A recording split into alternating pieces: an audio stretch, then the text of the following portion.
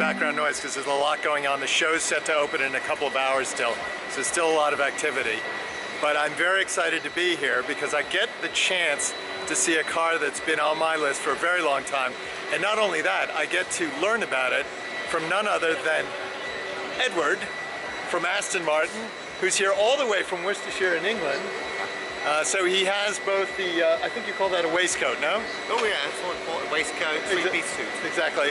And the accent's for real. It's a real one. I haven't put it on for the day, so it's official. Excellent. Yeah. Well, Edward, tell us a little bit about this car. The car, of course, that we're talking about right now is none other than... So it's the DB11, so it's a new start. It's the start of the second century for Aston Martin, so a new generation of cars, new design language, all designed by Merrick Reichman. But this is our classic GT car that we're showing here. Came out last at Geneva Auto Show, but this is the first time we're seeing it. This is its East Coast debut today at the Boston Auto Show. So, lovely details as you walk around the car. This is the magnetic silver paintwork, which is a new paint that was brought out for this car, really to show off the lines. That's 70 hours work to paint this car. To put that into context, even a high-end car like a Range Rover is about 40 hours to build in total. This car's 200 hours to build. Lots of customization on the car as well. You've got the black roof strakes on this one, but you can do black roof strakes with a black roof, or you could do silver roof strakes with a black or body coloured roof as well. So lots of different ways to really bring the car out. We had a lovely one the other day that was got a morning frost white. It's a white bodied car with a black roof strake and a black roof. So really two-tone look to the car, some Ferrari GTO. It really looked good, I've got to say.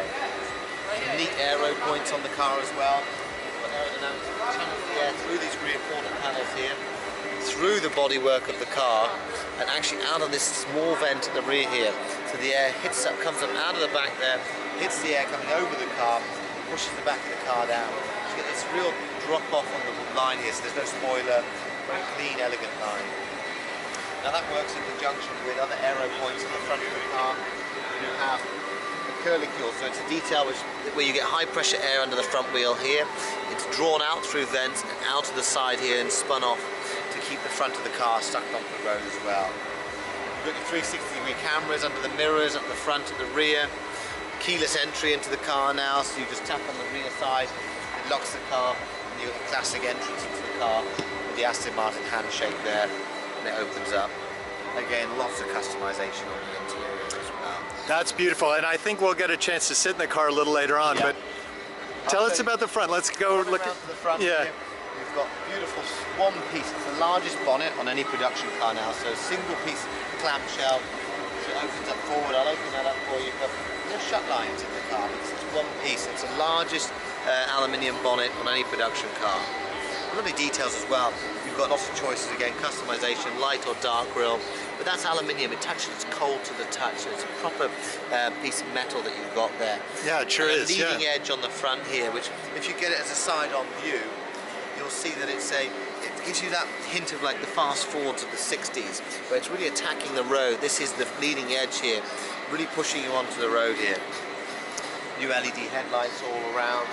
What I'll do, I'll open this bonnet up for you now and show you what I mean by the clamshell mechanism. Sure. So, and where's the mechanism? It's right under there. That's one button to release on the side there. Yeah. Pops up. Here. Opens up, so it's a huge piece of Look at that. And it took them 9 months to find the supplier for the piece of aluminium they could press.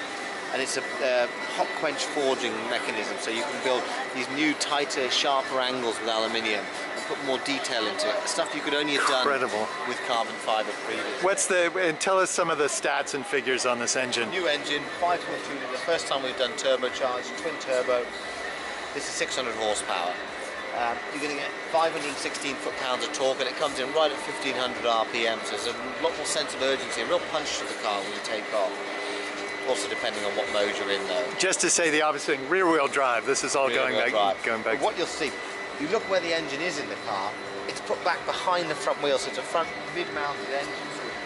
So previously we always had two cylinders in front of the front wheels, now it's completely behind the front axle with the gearbox in the rear.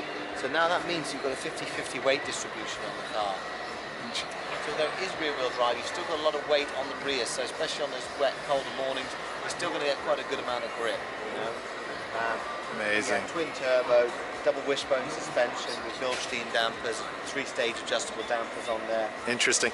And then this is the piece you were talking about. Yeah. This is dealing with the high pressure. So this is what they call the curlicule. So like you'd see in like a GT3 RS or a Ferrari F12 TDF, where they have the slats in the bonnet.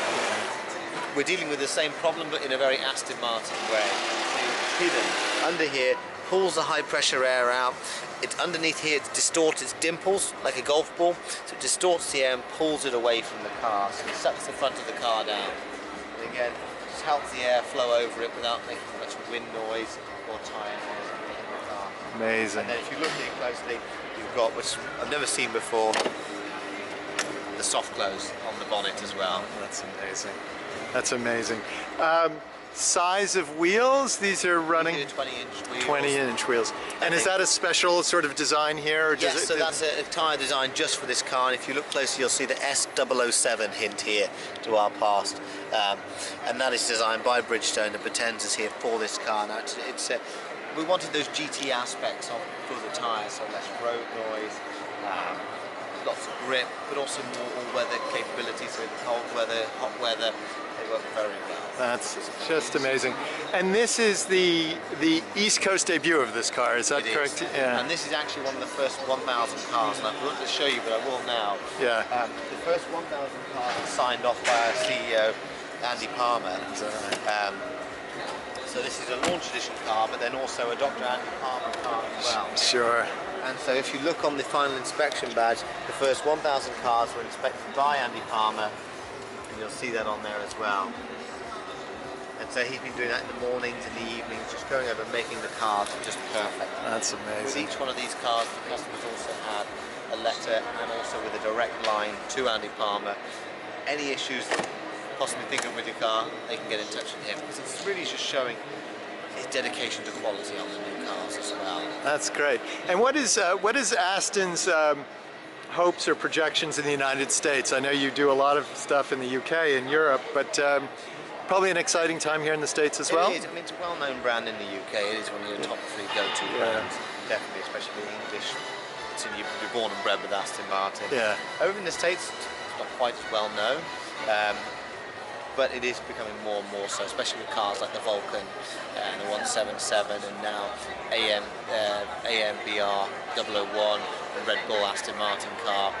Hypercar that's going to be coming out, that will get a lot of interest, especially in the younger crowds as well, so people grow up knowing the Aston Martin brand. Yeah. And then over the next, up till 2020, I believe we're releasing a new car every 9 months, so whether that be a convertible version of this, which I know has been released in spring 2018 for first customers, or whether replacement of the Vantage, which will be coming out over the next year or so as well. And just to remind our viewers, this car is the DB11. The immediately previous car that was available to the public was what number? So we have the DB9. Yeah. And why was there no DB10? Now that was just slightly different. You may have seen it in the Spectre film. James Bond had the DB10 car. They made 10 of them. Half of them were butchered. You know, they were taken apart and altered for filming purposes. Some of them just for display. And then there was 3 or 4 which were made for display and were drivable. One of those was sold at a charity auction last year, a few £1 million in London. Proceeds developed to charity, which is nice. Yes, that was a car that was. You'll see parts of it coming through in new generation of cars, little features. But yeah, that was where the DB10 name went, and then we went to the 11. That's fabulous. I'm having an incredible moment right now where I'm actually in the Aston Martin DB11. And I have to confess my mind is being slightly blown here.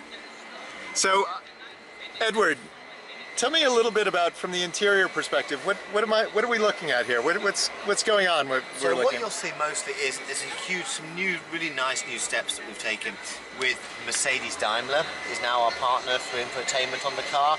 So you've got some lovely features, all the new TFT displays, the touchpad in the middle. You've got a 360-degree camera around the car now as well, so a lot of new technology coming through just with that Mercedes partnership, because for a brand like ours we only build 4,500 cars a year.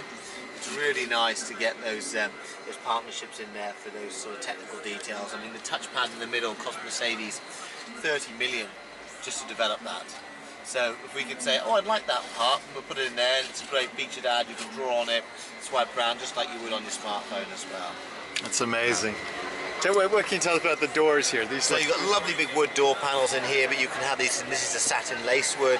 Just tap that so people know that's really wood. That's actual wood. It's a solid piece, yeah, open grain, so it's got a slight texture to it as well. We also do two different, another light wood and another dark open grain wood as well.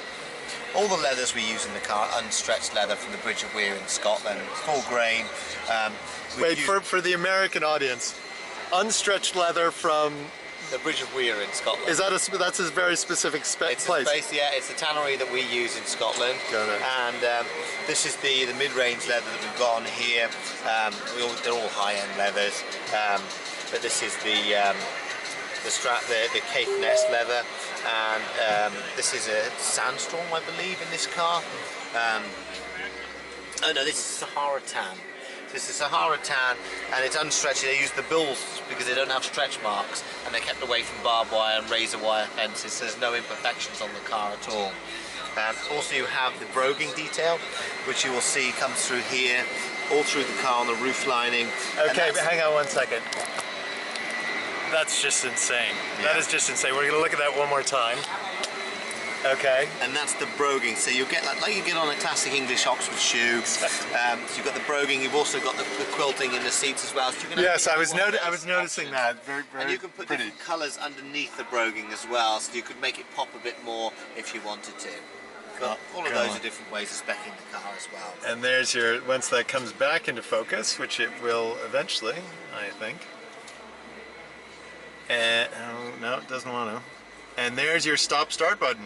That's how you kick the engine into life. I know they've gone off with Matt's gone off with the key on this one, but you've got lovely details. You've got the double glazed glass on the windows. It's much quieter inside. So twin pane glass. It's quieter, less road noise. You have Bridgestone tyres made for this car now. Yeah. Codename S007 on the tyres. Right. So designed by Bridgestone for this car for less road noise, optimum grip. Really those GT characteristics that we're after. And tell us about both I'm seeing the shifter paddles here. Tell us about that and the gearbox and everything. So they're fixed to the steering column, so not to the steering wheel, which I personally prefer. Down a gear on the left, up on the right, both for neutral. Power adjusted steering column on here, but the gearbox is a ZF 8-speed, torque converting gearbox. Very fast, very smooth gearbox. Really works well with the characteristics of this car, especially what we're looking for on this one. So very smooth around town, but also very fast when you get into it. Now you have on the steering wheel as well 3 modes for your suspension on here. So GT, Sport and Sport Plus. Click on the fly on these, and then on the right hand side 3 modes for your engine. So GT, Sport and Sport Plus on the engine as well. So different modes there. Well, Edward, I want to thank you for taking some time and showing us around the car and letting us kind of experience a little bit of it. Astons, of course, are these amazing machines, but they're more than machines. They're these beautiful pieces of sculpture as well, and I hope that comes across on the camera, just to see the beautiful lines of all this stuff. So I just want to say once again, thanks for making the trip to the U.S. I hope you're going to. My pleasure. I always enjoy it anyway. Well, good, and we obviously hope we'll see you again, and much appreciated. Thank you very much. Cheers.